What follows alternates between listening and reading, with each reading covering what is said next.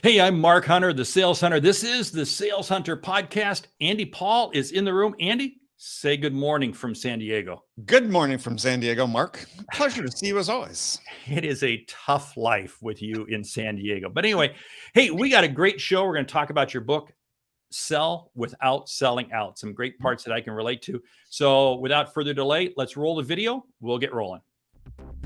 You're listening to the Sales Hunter podcast with Mark Hunter, where the focus is to help you as a sales leader sell with confidence and integrity. And now here's your host. Want to keep the intro short so we have more time with our guests. This is Andy Paul. And I'll tell you what, if you don't know Andy Paul, get out from under a rock. Andy Paul holds the Guinness World Book of Records. Oh, yeah? Well, I'm going to make this up. Okay, yeah. No, of continuous daily podcasts. How many years did you do that daily podcast? Oh, gosh. A few, let's say. Long enough. Yeah, you were. I mean, I'll tell you what, it really worked out well for you. Andy Paul is an absolute master in the sales space. He and I have shared this. We first shared the stage at a Salesforce event. Remember that? Dreamforce, yes. That was what, probably 10 years ago now? I don't know. A while ago. Yeah. Okay. We're not going to date ourselves. Anyway, hey, let's jump into it because you've got a new book that is coming out. Yeah. For those of you watching this live, it will be released next week. For those of you listening on the podcast, it's out. Get it. It Tuesday is the 22nd. Yeah, Sell Without Selling Out. And I'll tell you what, I'm gonna say right now, I apologize to you because you asked me for kind of some endorsement of the book, and I never got back to you. And now this is like the book I wish I had endorsed. So I'm endorsing Well, it's never too late. A review would be welcome. Well, I will get you a review because I'll tell you what, there are so many elements in here. As you read through the book, we can talk about your piece about what makes a good sales boss. Are you a sales manager, sales leader? Talk about how the whole thing of really what does it take to be a non-salesy person. But I got to call out right now, your time with Burroughs. Now, those of you under the age of 30 have no idea what we're talking about. But at one time, Burroughs was the second largest computer company in the world. Yeah, and they were on every campus interviewing. They were on your campus interviewing. They were on my campus interviewing. I bailed on the interview after the first one. Wow. I mean, and you talk about the salesy people. Describe the salesy people that this book is written for. Yeah, well, I talk about the first training class, sales training class I went to, which was 2 weeks after I joined. And it was like an alternate universe for me because everybody seemed like they'd put on this act to be salesy, which was what certainly the prototype they were looking for. And I came out of that 2-week training class thinking, what human being acts this way, based on all the video sales training we'd looked at. And they apparently agreed that I wasn't a fit because they sent an evaluation back to my big boss at my branch, suggesting that I be fired because I was too analytical. I wasn't salesy enough. Well, I got to do full disclosure on you because that I could relate to you. I mean, I could relate to you, but I wound up getting a sales job where I had to be salesy if I wanted to keep my free Buick. Your free Buick. Yeah. You were selling meats, right? I was selling sides of beef. Now that's a whole separate story. We'll dive into that somewhere down the road. Yeah. But I sold my soul, and I was treating customers as if they were bowling pins. And my objective was to knock them down and just move on and get the money. Yeah, I just couldn't do that. I mean, I determined early on that I had to find a way to make sales work for me because me working for sales just wasn't going to cut it, and I was going to have a very short career. I early, like in the first month or so, I'd go out every day. I was making 30, 40 cold calls a day in business parks and walking door to door, and at lunchtime I would go to grab a sandwich and I'd go to this road that sat right at sort of the foot of the runway of Oakland International Airport, and And I noticed after I'd done that for a few days that all the same cars were lined up at the same time I was. And as I drove by them, I just had to laugh because they were all young people, men and women, wearing our white shirts, our pinstripe suits, our red power ties. Probably all of them thinking in sales, probably thinking, what the hell am I doing? I see, I can relate to that because this is what's funny. I mean, I was so out of my comfort zone, but I was doing it to try to keep my company car because I couldn't afford car insurance. That's a whole separate story. Oh, okay. Got it. Yeah. Yeah.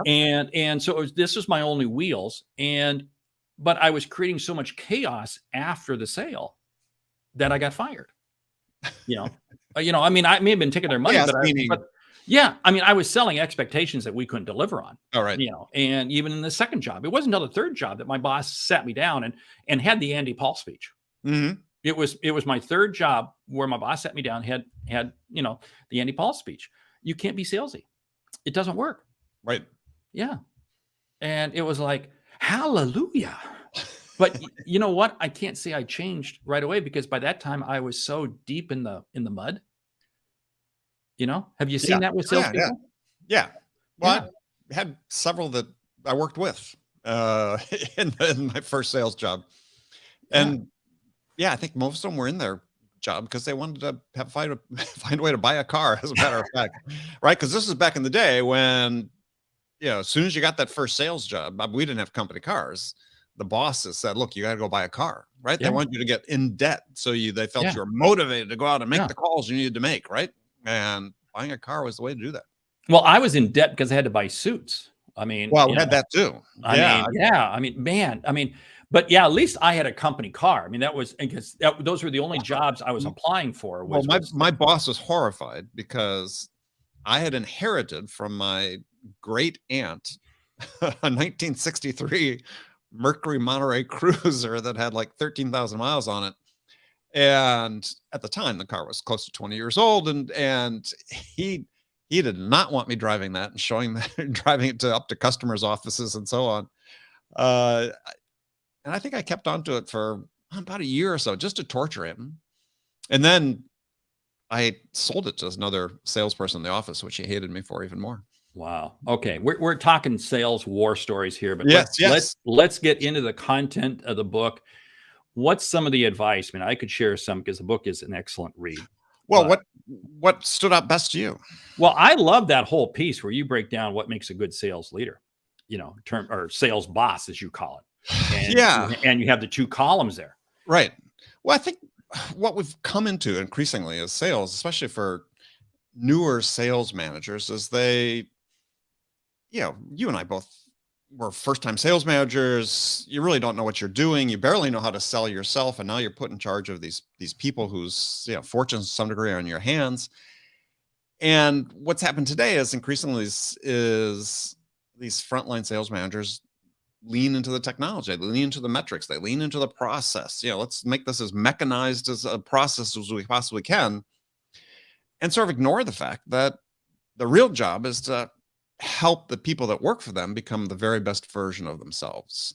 And if doing so, they are more likely to succeed. They, the manager, are more likely to succeed than if they, like I said, double down on process. And it's an ethos that's unfortunately is increasingly missing in the experience I have with sales managers. And I don't blame them per se. It's just the situation they're put into is with their leadership. Frontline sales managers are not trained the way they need to be trained. They're not given the tools they need to have. They're not given the perspectives they need to have on how they will succeed and how they'll get better at what they do. So they sort of default to the tools at hand, which just don't work very well. Well, it is. It's the mechanization of sales. And we fail to realize that the greatest sales app we have is right here between our ears. I mean, it's right ahead. And I see so many sales managers and I see solopreneurs doing the same thing. Well, I can become good at sales if I just get this program, if I just get this app, if I just get this app, if I just do this. And it'll do it all for me. Yes. And it'll do it all for me. And yet it doesn't do anything for them.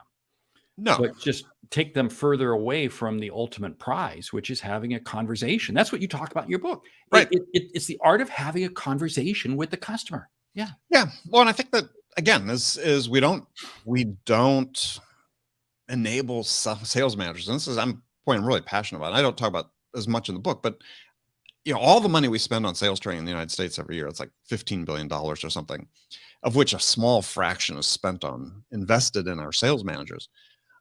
I would flip that fraction. I would invest nearly all of it in the sales managers, because they're the ones that have the biggest influence on the performance and the growth and development of individual sellers. So let's spend 85% of our sales training dollars on managers. And I think we'd have much better outcomes. I can't agree with you. You talk to every great salesperson, and somewhere along the line, they had a great sales manager. Yeah. I look back on my own career, and I had people on both ends of the spectrum. I did too. But I had one manager in particular who was absolutely phenomenal. And still to this day, I think about how he would handle that situation when I'm in a difficult situation. Yeah, I do as well. I mean, he was the most challenging boss I ever worked for. And fortunately came relatively early in my career, just as I was starting to sell really large enterprise deals. And he was just so smart and so challenging to work for. But I knew that he was challenging me to get better. He wasn't challenging me to be a jerk.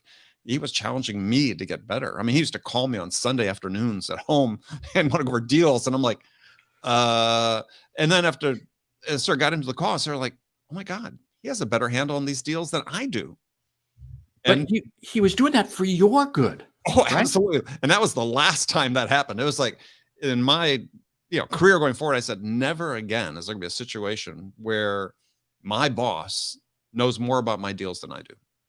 Yeah, I got to share one quick story. I still remember one boss I had.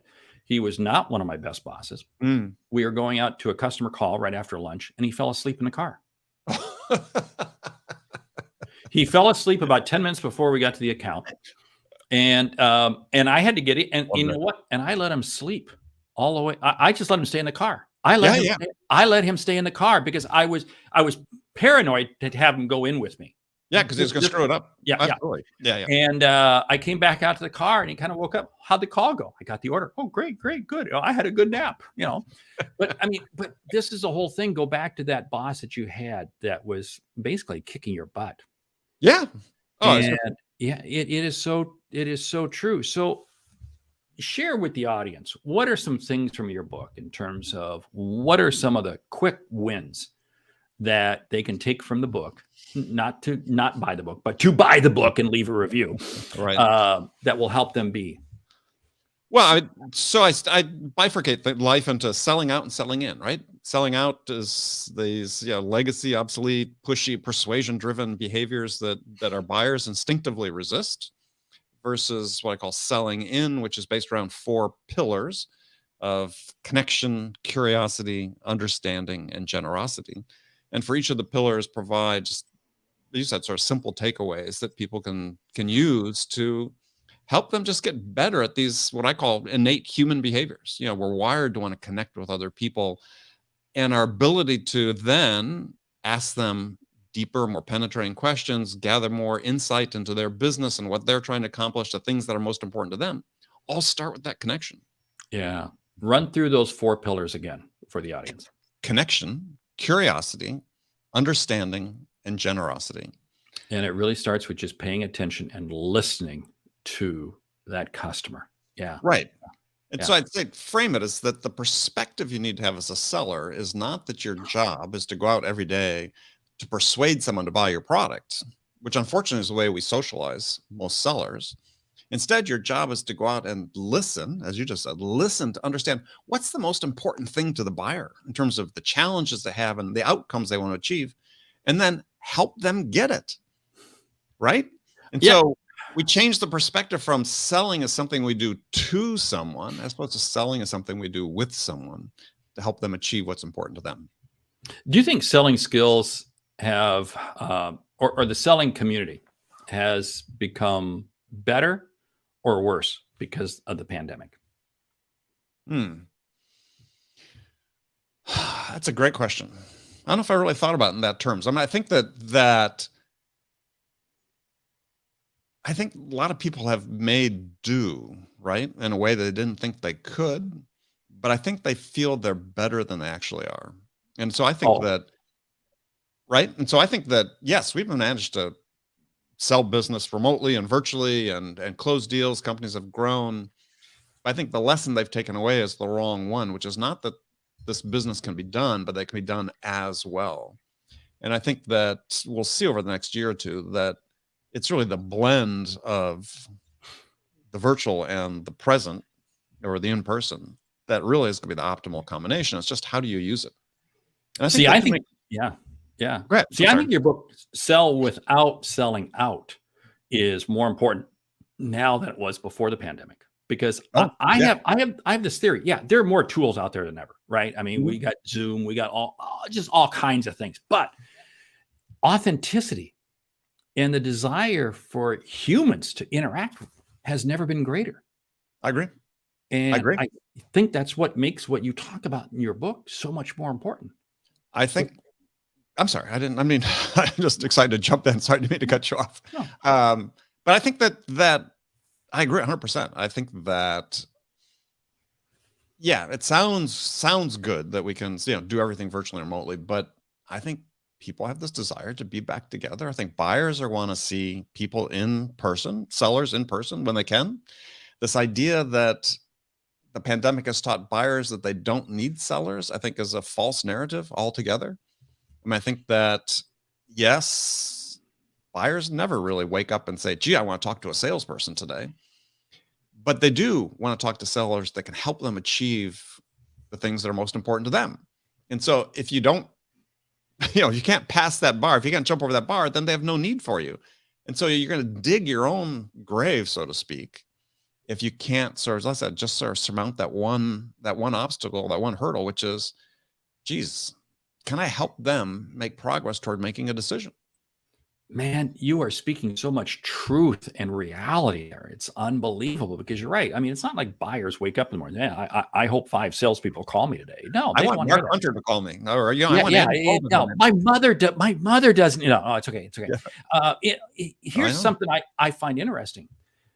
As long as we're seen as somebody who just is trying to smile and dial and create a connection, or no, just connect a call, we're not going to go anywhere. It's we have to connect and dialogue, but we have to do it on the customer's terms, not on our terms. Right.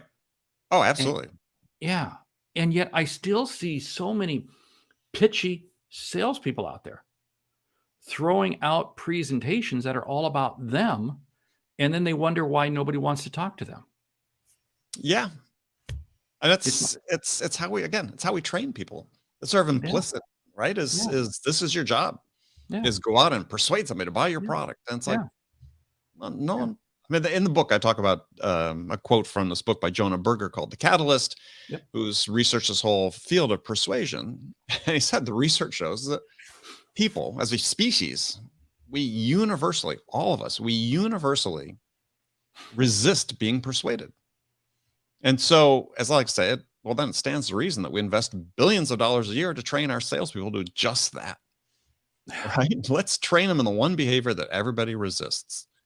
So this idea of changing the perspective of what a seller's job is, to me, is so essential. It's not about persuading people. It's about helping them, right? It's about listening to understand what's most important to them and then helping them get that. And so you think about, well, gosh, if I think my job is to go persuade somebody to do something, which is really sort of a zero-sum approach to selling, is I'm going to take one set of actions, where if I think my job is to go out and listen to them, understand what's really important to them, then I take a different set of actions. And in the process, you create these positive buying experiences, because in the Challenger, they talk about this, and other research showing that the majority of the criteria, the factors the buyer takes into account when they make their decision, is their interaction with the individual salesperson, right? You are the differentiation. You as the seller are the differentiation. So you have to create these, what I call positive buying experiences for the buyer. If you do that, you increase your odds of winning. And yet, if you talk to most professional buyers and ask them, hey, what percentage of salespeople are really good? They only say it's about 10, 15%, And now, now they're seeing it from a buying lens. So I get that. Sure. Let's take that off the table. Let's go ahead and double it to 30%. That still means that 60 or 70% are not cutting it. Now, here's the question I'm going to. Right. In this era that we yeah, more and more. Well, the telephone doesn't work. Nobody wants it's only email communication. It's only da da da da da. And yet, sell without selling out really requires that personable one-to-one conversation. And the telephone's a key part of it. Thoughts, comments? Yeah, of course, you've got to use it. I mean, it's if you think forward to an age where people say, okay, we're going to disintermediate sellers, right, from this whole process as much as we can, and it's just going to be everything's AI driven, sort of machine talking machine. In that environment, what's going to be the point of differentiation? It'll be a person talking to another person. That's right. The more automated we become, the more important the person becomes. And in the book, I talk about a quote from Jeff Colvin, who wrote this great book called Humans Are Underrated, which writes very perceptively about the future of work as we become an increasingly automated age. And he said, those people that succeed in those environment, those are the people that learn how to become more intensely human. And what he talks about is, you learn how to accentuate and amplify these fundamentally human skills we have, this ability to connect with another human. In his book, he talks about, the need to be able to collaborate. We have one of the primary skills. Well, how do you collaborate effectively? Well, you have to connect. You have to be curious about the other person to understand what's important to them.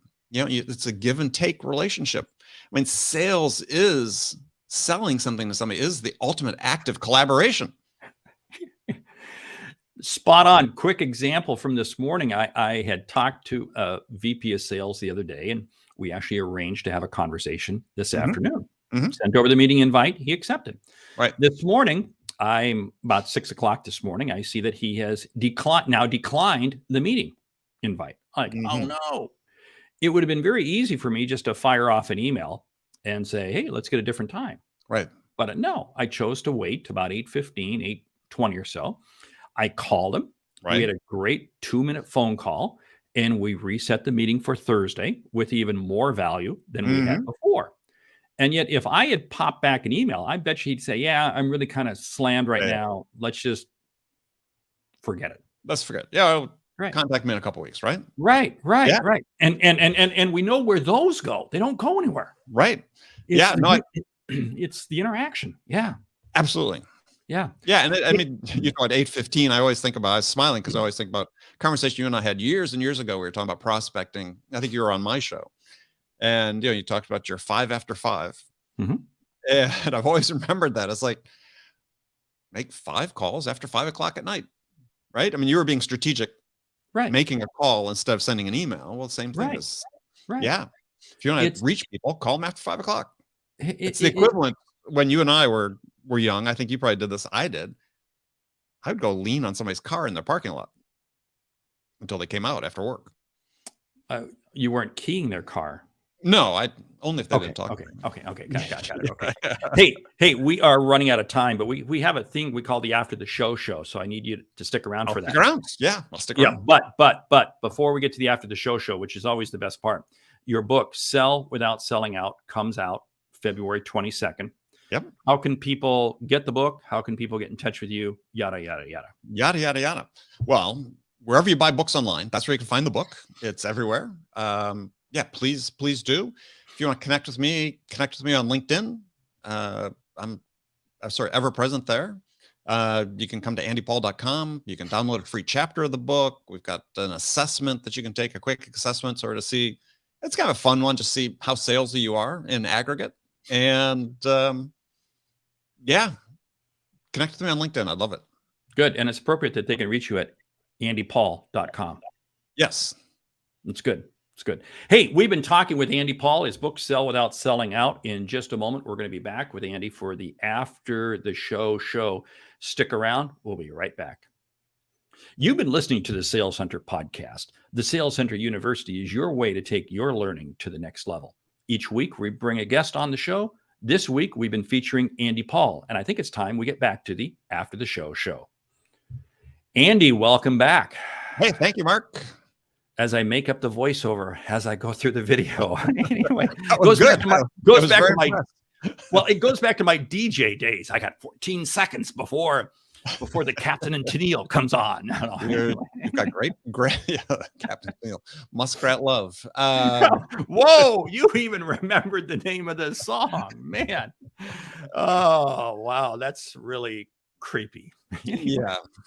Hopefully that song doesn't get interplayed these days. So No, it doesn't. It doesn't. But you could probably go back to Sirius 7 on the 70s and probably hear that. So, probably hear it. I've got that in my car. Yes. Anyway, I hope it's not that same 63 Mercury Cruiser or whatever. No, I did get rid of that. But I said I sold it to another guy in my branch, to the unending dismay of my branch manager. You are cruel. You're cruel. I was. So, hey, you're really, I mean, this book is without a doubt, absolutely, because you haven't written a book in about 10 years now, 10, 12 years, right? 7 years. Okay. Yeah. Okay. Yeah. Too long. This one was meant to come out pre-pandemic and then it got delayed. So no, I'm so glad you come out with it, and great. I mean, great topic, sell without selling out. So what's in the world of Andy Paul for the next year? Selling books. More podcasting, selling books. So yeah, we're continuing with the podcast, Sales Enablement with Andy Paul. We're contemplating sort of making some changes to the format and so on, but generally we're going to keep on going. I've been doing that for almost 7.5 years now, or 6.5 years, excuse me. And yeah, we've got a bunch of sort of new services that we're rolling out with conjunction in the book over the course of 2022 that really help companies understand the impact that their selling efforts have on their buyers and what their buyers think about it. Because I think that's a perspective that's not taken into account. You know, I talk to sales leaders and they'll say, well, we're formulating our training plan for this year. I said, oh, great. What are you going to work on? And they list a few topics. I said, so how'd you come up with that? Looked at our numbers, talked to our reps. Great. Then I'd say, so you ever talk to your buyers about that? That's what they need. What they need from your sellers? Blank stare. Yeah. So we're going to be doing a bunch of work around that. Final question. You're still writing, aren't you? I am. I've got good 2 more books in the works, hopefully. Okay. Now we're not talking motorcycles. We're talking bicycles for those of you who do not know Andy Paul, but he is an avid cyclist. I am. Yes. Avid. Yes. How many? And you've taken your bike to Europe. You've taken it all over. Yeah, well, we've done some European trips and we've done a bunch of trips domestically. We actually ride with this group that does bicycle camps. So it's like a little more intense than a bike tour, but fun nonetheless. So we've been to some interesting places. Well, that's neat. Hey, we do have to wrap up because otherwise I'm going to have to put another quarter into the machine and I'm out of quarter. So hey, anyway. I appreciate you having me on. But hey, Andy Paul, always great to see you. Sell Without Selling Out. The book is going to absolutely crush it. And I apologize that I did not get my endorsement in for you when you were emailing me last year. But I'm definitely going to get a review out there on it. I appreciate that as well. Thank you very much. Yeah, you've been very generous featuring the book on your various formats. And I really appreciate it. Well, hey, we like to promote the good people, and you're one of them. Okay. Thank you very much. Hey, thank you, Andy. You've been listening to the Sales Hunter podcast. I'm Mark Hunter. If you like what you hear, subscribe, rate, and review on your favorite podcast app. If something we've said has earned you a single $1, consider telling a friend about our show because that's how we grow. If you don't like it, don't say a thing. Anyway, hey, I'm Mark Hunter, the Sales Hunter. Great selling.